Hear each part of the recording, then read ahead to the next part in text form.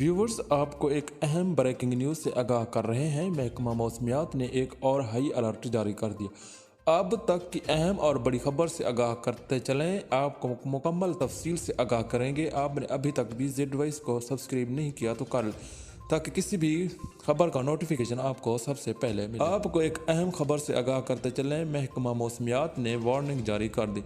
इस वक्त मगरबी हवाओं का सिलसिला पाकिस्तान में दाखिल हो चुका। शुमाल मगरबी हवाओं का सिलसिला 5 जनवरी तक जारी रहेगा और मुल्क के तूल अर्ज तक बारिशें बरसाएगा। ये बारिशें पूरे मुल्क में बरसेंगी, जिससे मुल्क में सर्दी की शिद्दत में इजाफा आएगा। मजीद वीडियो के लिए चैनल को ज़रूर सब्सक्राइब कीजिएगा और अपना ख्याल रखिएगा।